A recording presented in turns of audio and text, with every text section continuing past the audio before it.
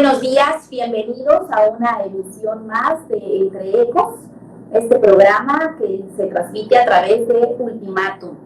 Bienvenidos todos, muchas gracias al general Emilio Zárate Landeros, quien ha hecho el favor de aceptar y nos honra mucho tenerlo en esta mañana. Bienvenido, general.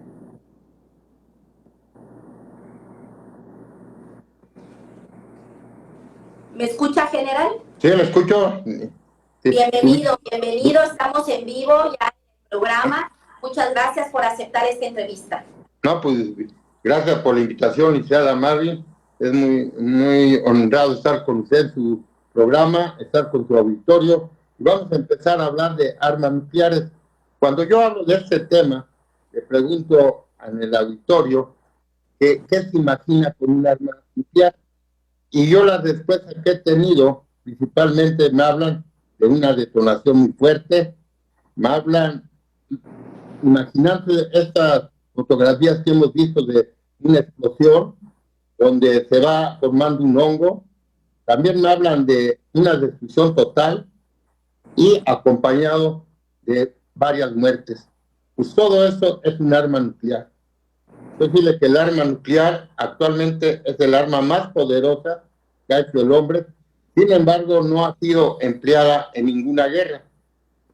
Tenemos algunos antecedentes de una arma atómica, la cual fue empleada en 1945 contra Japón, ya cuando Alemania se había retirado o rendido de la Segunda Guerra Mundial, quedaba solamente Japón. Y Rusia también le declara la guerra a Japón. Esto provoca que los Estados Unidos quisieran terminar la guerra más rápido, porque había la posibilidad que Rusia pudiera llegar a Japón antes que ellos y posiblemente dividir al país si es que llegaban los rusos, ¿no? Como pasó con Alemania.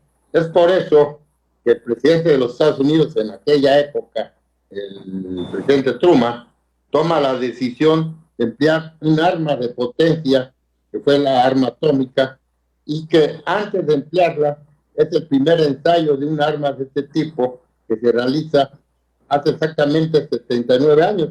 Fue un 9 de julio cuando se emplea un ensayo atómico en Nuevo México. Los resultados son satisfactorios y es por eso que se lleva a cabo posteriormente, ya el 6 y el 9 de agosto, el lanzamiento de dos armas atómicas en Japón, una en Hiroshima y otra en Nagasaki. Como toda guerra, se planeó dónde había que emplearla y por qué fue en Hiroshima. Se buscaba un lugar que tuviera unidades japonesas, que tuviera industria militar, pero también población para sentir los efectos de este tipo de armas y provocar que posteriormente Japón se rindiera. Esa fue la de Hiroshima. Posteriormente Nagasaki no le tocaba a esta ciudad, y era otra la ciudad que estaba para llevar a cabo el lanzamiento de la bomba. Sin embargo, era Kokura. Sin embargo, el tiempo no permitió al piloto llegar al lugar, no se había mucha un clima que no permitía el acercamiento del avión y se tomó la ciudad de Nagasaki. En total, hubo 140,000 muertos, muchos muertos, que provocó posteriormente que Japón se rindiera.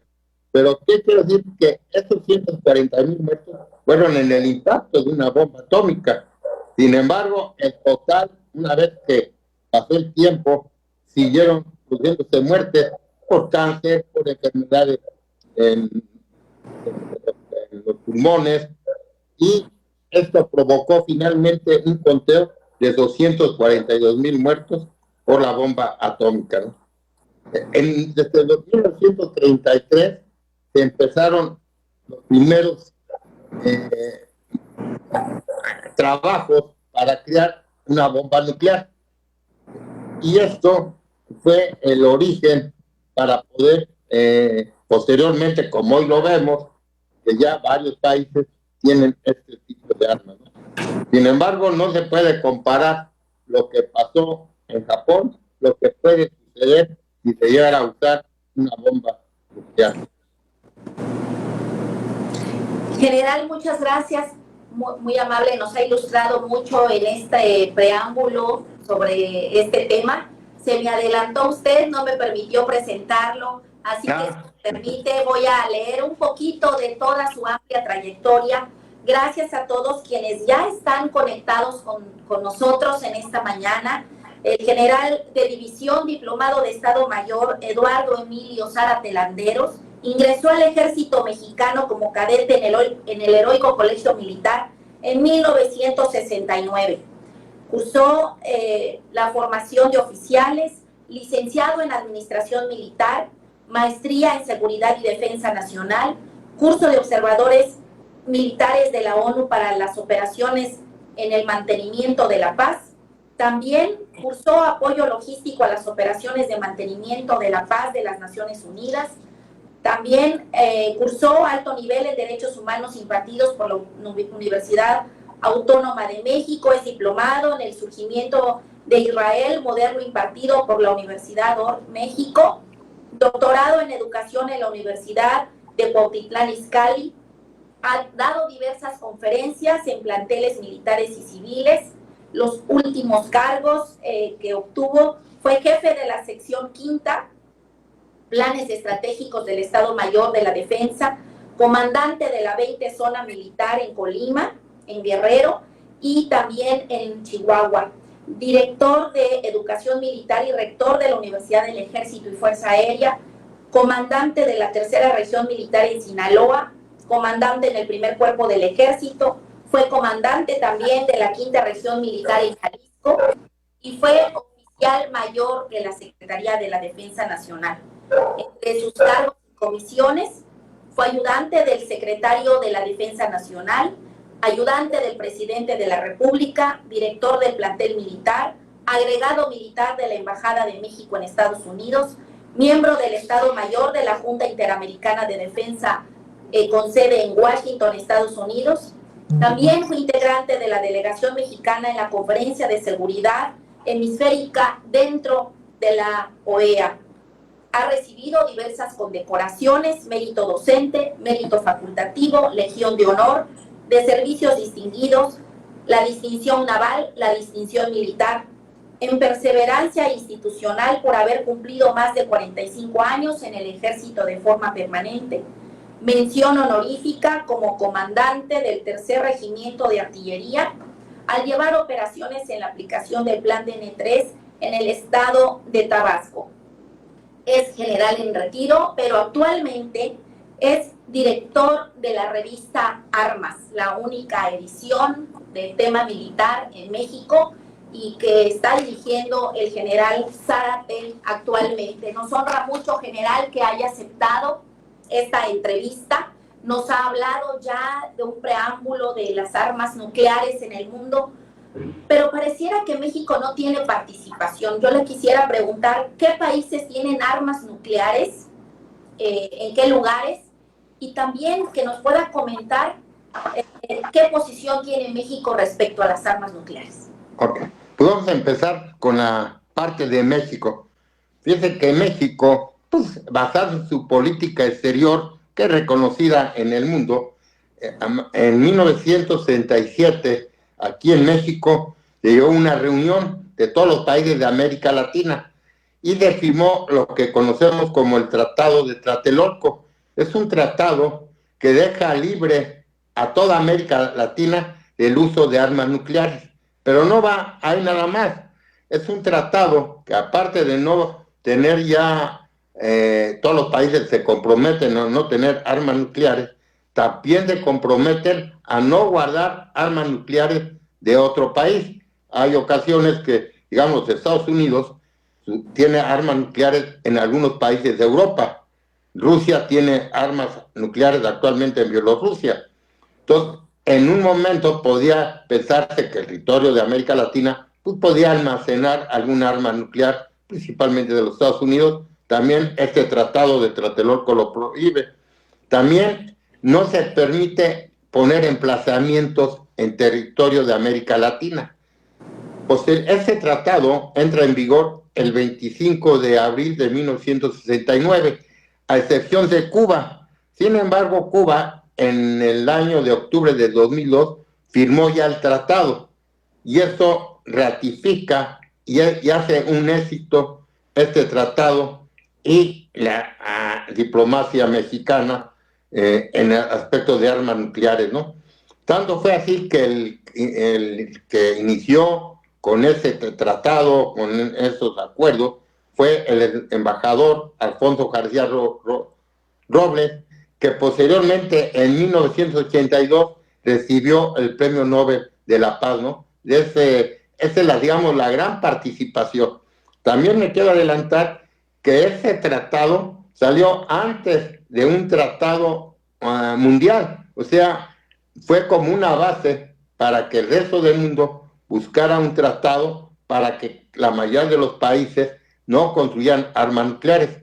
Sin embargo, en aquella época ya había 5 países que ya contaban con armas nucleares, que son los países que actualmente forman el Consejo de Seguridad en forma permanente, o sea, China, Rusia, Estados Unidos, Francia e Inglaterra. Vamos a ver más adelante con la primera pregunta que me hace, ¿cuántos países tienen? Aparte de estos 5 países que le mencioné, hay otros 4 países, pero estos países no están en el tratado que impide tener armas nucleares, ¿no? O sea, y entonces tenemos actualmente, llegó a haber 60,000 armas nucleares en la época de la Guerra Fría, en la época que termina, o está por terminar la URSS, allá por el año de 91, nace Rusia, pero había muchas armas nucleares. Y también hicieron varios acuerdos, tratados entre Estados Unidos y Rusia para poder destruir tantas armas nucleares. Actualmente tenemos 12,520 armas nucleares, ¿no? Es un número grande. Sin embargo, no todas están activadas. El país que tiene más armas nucleares es Rusia actualmente. Estamos hablando más o menos de 5,900 armas nucleares que tiene Rusia, pero todas solamente activadas, que están listas para emplearse, 1,674. Por parte de Estados Unidos tiene 5,244 armas, de las cuales 1,770 actualmente están listas, como se llama, listas en el momento que de apretar un botón, se pueden emplear, ¿no? El resto de las armas que tiene Rusia y Estados Unidos están almacenadas, están separadas, no se emplean, y hay algunas que van caducando. La misma tecnología va rebasando y se van destruyendo, ¿no? El resto de esas 12,512 armas que hay en el mundo, Inglaterra y Francia tienen armas nucleares, más o menos entre 320 armas nucleares tiene cada país. Otro país, China, actualmente tiene 450 armas nucleares.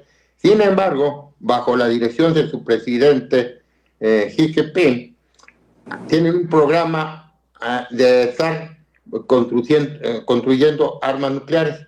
Esperan ellos que para el año 2030 tengan 1,000 armas nucleares, ¿no? El resto de los países que tienen armas nucleares es la India y Pakistán. Son 2 países que tienen frontera y siempre han estado en conflictos, sin llegar a usar armas nucleares, pero sí a demostrarlas ambas. Son aproximadamente 160 ojivas que tiene Pakistán y 170 la India. La India tuvo primero que Pakistán, y en un acuerdo Pakistán de alguna manera pedía a la India que destruyera estas armas. No las destruyó, entonces Pakistán hizo sus armas. Otro país es Israel, que tiene 90 armas nucleares, y Corea del Norte, que es el país que tiene 40 armas nucleares, pero tiene un programa también muy avanzado que le permite posiblemente llegar a unas 70 armas nucleares si ese programa sigue avanzado, como lo ha hecho actualmente el presidente Xi, ¿no? Esa es la situación de las armas nucleares. General, estos datos tan duros que usted nos da verdaderamente nos ilustran en el sentido del poder de Rusia y Estados Unidos. Entre estos 2 países tienen más del 70% de las armas nucleares en el mundo. Ahí radica, yo creo, este poder de estas grandes potencias, porque el otro porcentaje, pues, se reparte entre Pakistán, la India, China, Londres, Francia, pero si son 12,000 armas nucleares y tienen 4,000 Rusia y otros 4,000 Estados Unidos, es verdaderamente alarmante, general. Así es, no, tienen 5,000 y más o menos son el 88% de todas las armas nucleares están en manos de Rusia y en manos de los Estados Unidos. Estados Unidos tiene armas emplazadas en países de Europa, tiene en los Países Bajos, tiene en Bélgica, tiene en Alemania, tiene en Italia y tiene en Turquía. Sin embargo, el control lo tienen los Estados Unidos, o sea, nada más están listas para ser empleadas y ¿cuál es el motivo? Que están en Europa, que están más cerca de su principal enemigo, que es Rusia. Y exactamente en ese momento que estamos platicando, en Washington se está llevando la cumbre de la OTAN y un tema es cómo emplazar más armas. Se piensa que en Londres, en Inglaterra, se pueden poner más armas, en Polonia se pueden poner más armas. Esto seguro que va a traer una reacción de Rusia al ver que hay más armas nucleares en Europa con dirección a Rusia, va a provocar seguro por lo menos una reacción de comentarios del propio presidente Putin o funcionarios sobre lo que se está pasando ahorita al cumplir 75 años la OTAN. Voy a darle la bienvenida al público que está con nosotros, general. ¿Cómo no? Y les mando un abrazo a Pepe Montero, a Belén Hoy, al doctor Armando Guillén. Qué gusto, doctor, que esté con nosotros, familia de nuestro prócer, del doctor Belisario Domínguez. A Eduardo Zárate, bienvenido. Sabina Betanzos dice saludos al general Zárate. Rodolfo Gelantino, a Jared Jacob de Oaxaca, Sofía Delgado de Veracruz, un abrazo, señora. Carlos López, Michelle Castillo dice saludos, mi general, era usted el mejor secretariable. Ya tenemos la general. Carlos López, enhorabuena, general Zárate, un fuerte abrazo. Esther Hernández, Sofía Mireles, Gavito, nuestra cronista en Tonalá. Bienvenidos todos y recuerden que este programa es en vivo para que usted que está viendo esta entrevista participe, pregunte y comente también a nuestro invitado. General, platíquenos cuándo fue el último ensayo de prueba nuclear y quién la realizó. Mire, la primera prueba, como lo había dicho, fue en julio del 45. Pero fueron más o menos una bombas atómicas. Posteriormente, Estados Unidos ha hecho 1,054 ensayos nucleares. El último fue en 92, hace ya bastante, ¿no? Estados Unidos dejó de hacer ensayos, igual Rusia dejó de hacer ensayos, el último fue en 1990, ya no ha hecho ningún ensayo nuclear. Francia en 96 dejó de hacer ensayos nucleares, Inglaterra en 91, China inició en 1964 su primer ensayo nuclear y el último fue en 96. Como vemos, los ensayos nucleares parece que han terminado. Sin embargo, hay un país que es Corea del Norte, el único país que ha hecho ensayos a partir de ese ciclo, ¿no? Ha hecho 6 pruebas, la primera la hizo en el 2006 y la última en el 2017.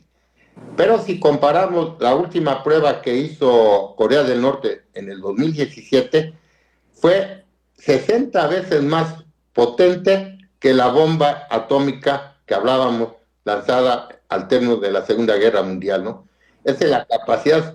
Si en aquella ocasión hablábamos de 140,000 muertos, imagínense ahora al emplear una bomba que tiene 20 veces más potencia, pues es la bomba nuclear, pues es un arma mortífera, muy potente la explosión, y como decía, una explosión nuclear no solamente es el impacto, hay muchas secuencias que posteriormente sigue produciendo muertes, ¿no? En el 2022, que es lo más cercano, Corea del Norte parecía que quería hacer una prueba nuclear, había muchos indicios, sin embargo no la ha realizado, pasó el 23, pero ha hecho muchas pruebas Corea del Norte en los proyectiles, pero sin arma nuclear, o sea, sin llevar la bomba. Está midiendo el alcance. Actualmente Corea del Norte puede llegar a alcanzar ya las costas de los Estados Unidos, ¿no? Ha volado arriba de Japón. Hace 3 meses sonaron las alarmas en Japón, que había años que no habían sonado por motivo de una amenaza de algún proyectil. Pues ha habido esa forma de actuar de Corea del Norte un poco agresiva, y creo que es el país que podría ser más peligroso al emplear sus bombas. No ha hecho la bomba nuclear. Un último ensayo, como les decía, fue en el 17, pero cada año amenaza de hacer un nuevo ensayo nuclear. General, esto son alarmas muy fuertes. Pareciera que este tema de las armas nucleares son impensables, pero hoy en día y con toda esta información que nos da, pues son una realidad. Con estos ensayos se pone en riesgo la seguridad del mundo, o platíquenos en qué ocasiones o cuáles serían las variables de poner en riesgo la seguridad mundial. Mire, mientras han hecho los ensayos nucleares, no ha habido, buscan un área dentro del propio país que esté alejada de cualquier afectación, y Corea, las que ha realizado, la última que fue la más potente, sí provocó, digamos, un movimiento cerca de donde realizó, pero no causó ninguna muerte, ¿no? Sin embargo, sí ha habido ocasiones en que el mundo se ha puesto en peligro, y creo que lo más cerca a un empleo de las armas nucleares fue cuando Rusia llevó armas nucleares a Cuba y la emplazó en Cuba. Siendo presidente de los Estados Unidos, esto fue en el 62, Kennedy, él era el presidente, y entonces la acción de Estados Unidos fue emplazar armas directamente hacia Cuba. Y muchos dijeron que Kennedy estuvo a punto de dar la orden de llegar a apretar el botón rojo y sería un enfrentamiento nuclear. Eso fue en el 62. Sin embargo, hubo una plática antes de tomar la decisión del presidente Kennedy con el líder de Rusia, de la URSS en aquella época, Nikita Khrushchev. Y en esta plática terminaron con la condición de que Rusia retiraría las armas que estaban en Cuba, mientras Estados Unidos retiraría las que tenía en Turquía. Y con eso, de alguna manera, el problema que estaba latente concluyó. Posteriormente, Nikita Khrushchev manifestó que le gustaría tener conversaciones con Kennedy para poder ver cómo empezar a hacer tratados entre los dos países para evitar este tipo de enfrentamientos. Sin embargo, nunca se llegó a ver esta reunión. Hay que recordar a Kennedy, lo asesinan, creo que en noviembre del 62, y Nikita deja el poder posteriormente. Entonces, esta reunión que podía haber hecho en el 62, no se pudo realizar, ¿no? Pero no es la única ocasión. Ha habido, así como Estados Unidos y Rusia tienen un seguimiento de cualquier proyectil que pueda acercarse a su territorio, ha habido ocasiones de falsas alarmas en que han creído, tanto Estados Unidos como Rusia, que viene un lanzamiento de armas nucleares. Uno de ellos se hablaba de que era seguro, Estados Unidos aseguraba que más o menos se calcula actualmente que en 30 minutos un arma nuclear lanzada de Moscú puede llegar a Washington, o de Washington a Moscú, ¿no? En ese tiempo se vio un movimiento de armas, de un lanzamiento de armas, y aseguraba a Estados Unidos que era seguro que era un ataque nuclear. Pero antes de que pasaran los tiempos de protocolo que se toman para la reacción, un coronel con experiencia dijo, no es un ataque nuclear. El problema fue un error de computadoras que estaban en Estados Unidos. era la única que marcaba este tipo, y era un chip que costaba $1. Entonces, por $1 podíamos haber estado en un enfrentamiento nuclear, ¿no? Ha habido otras ocasiones que también han marcado errores. Se habla de ahí de 22 ocasiones que han fallado las computadoras, pero todas se han podido evitar antes de reaccionar ante un ataque nuclear. General, yo le tengo que hacer una pregunta. En 2016, si no mal recuerdo, hubo un sismo en México que tuvo su epicentro en Oaxaca y Chiapas, en donde hubieron afectaciones terribles, pero hubo una hubieron reiterados movimientos, o sea, hubieron réplicas continuas durante 3 o 4 días, incluso más de una semana, que se sintieron las sacudidas muy fuertes, y se habló en ese momento en México y en algunos países de América Latina que había sido provocado por pruebas nucleares en el océano. ¿Esto puede ser verdad? Como digo, posiblemente por la fecha que usted da, puede ser la última ensayo que se hizo en Corea, que sí está registrado que posteriormente hubo movimientos. Sin embargo, no le puedo decir si fue exactamente esto. La distancia que hay de Corea del Norte a México es bastante, pero la potencia es tan fuerte del arma nuclear que sí pudo de alguna manera sentirse en algunos países cercanos a Corea. Posiblemente es difícil determinar si ese temblor fue motivado por estos movimientos, ¿no? Pero actualmente el empleo de un ensayo nuclear seguro que va a traer movimientos alrededor del lugar, del núcleo donde llega a explotar la bomba nuclear, ¿no? Aquí hay unos comentarios, general. Sí. El doctor Armando Guillén dice: felicitaciones, mi gran amiga Marvin, por presentar esta interesante plática con el general Zárate, con este gran tema de actualidad, y le manda saludos al general Zárate. Gracias. No nos queda mucho tiempo, general, pero también quisiera preguntarle cómo sería una guerra usando armas nucleares y el impacto en el mundo. Estamos en una época motivada por la guerra de Ucrania, donde vemos a un país que tiene armas nucleares, que es Rusia, que es el país que tiene más armas nucleares, ¿no? Había una política de armas nucleares, y yo creo que esta política era: ningún país era el primero en usar el botón rojo, ¿no? En esta política lo había manifestado Rusia, Estados Unidos y China, y eso garantizaba, pues si yo no hago uso del botón rojo, pues no va a tener ninguna acción del otro país, ¿no? Sin embargo, yo creo que la política del uso de armas nucleares ya cambió.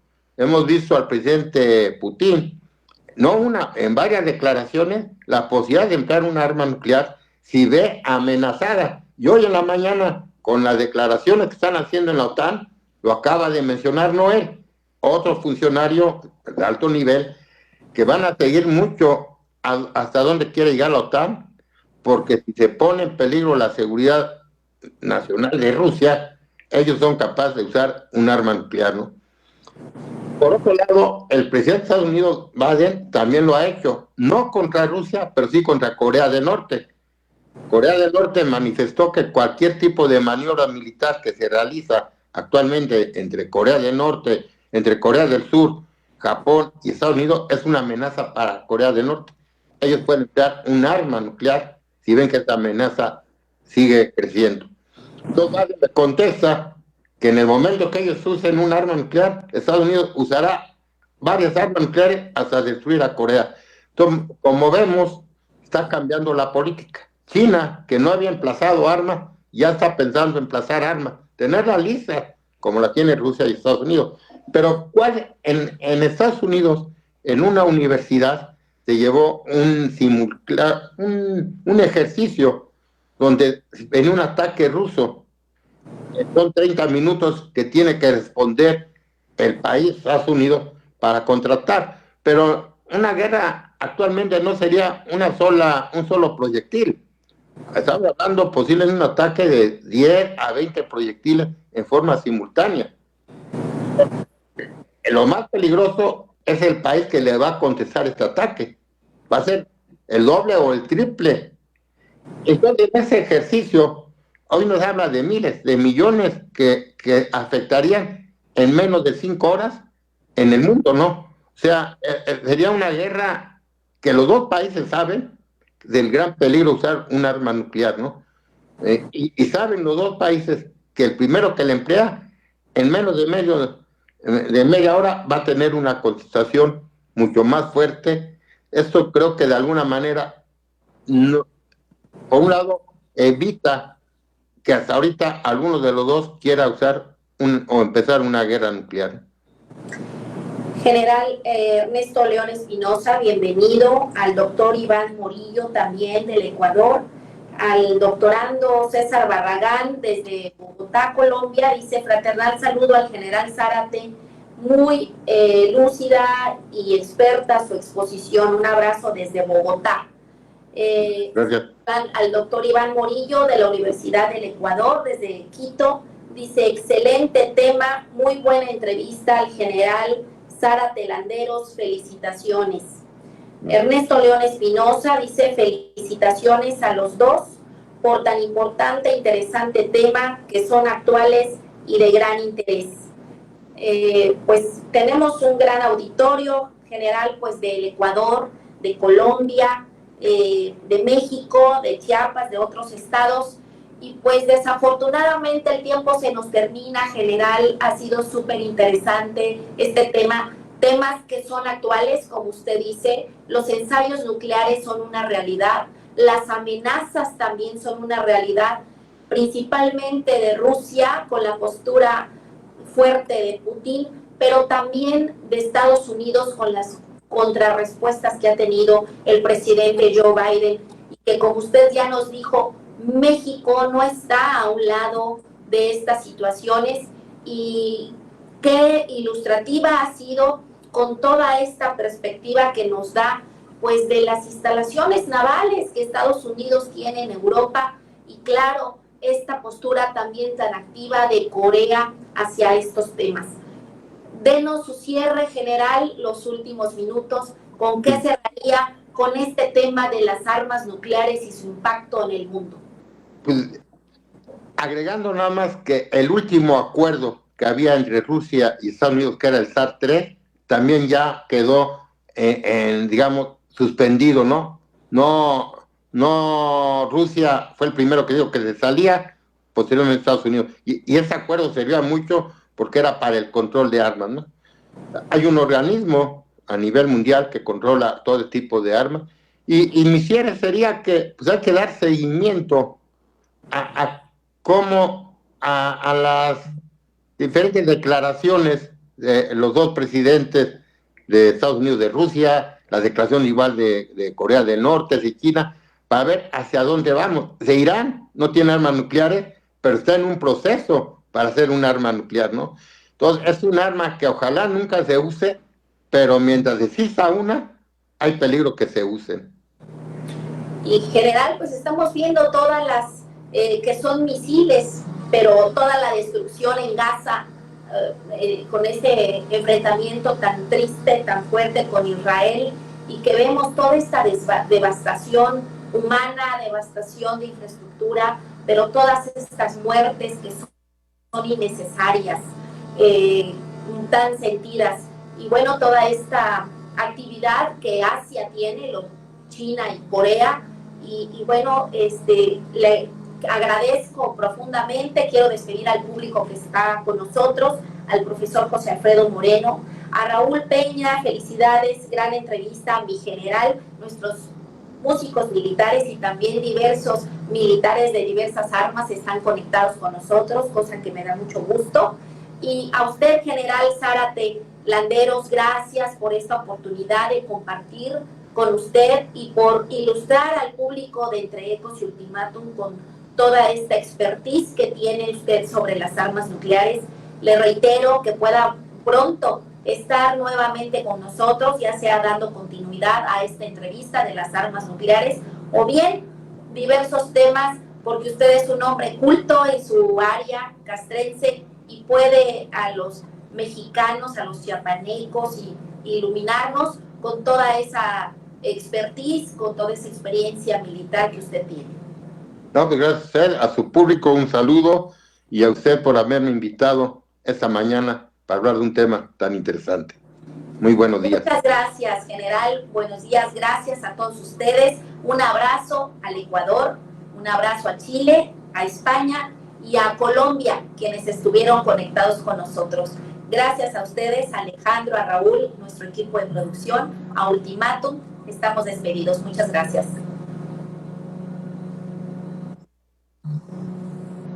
General, gracias. Tuvimos algunos inconvenientes técnicos, Sí. pero ojalá, general, que nos permita otra entrevista en 3 semanas, quizá. Chico, mira, hay un tema que yo voy a presentar fuera de todo, pero es novedoso porque estamos a 15 días de las Olimpiadas. Me invitaron a hacer una presentación sobre este tema, ya casi lo tengo. Si gusta, tema diferente, o sea, un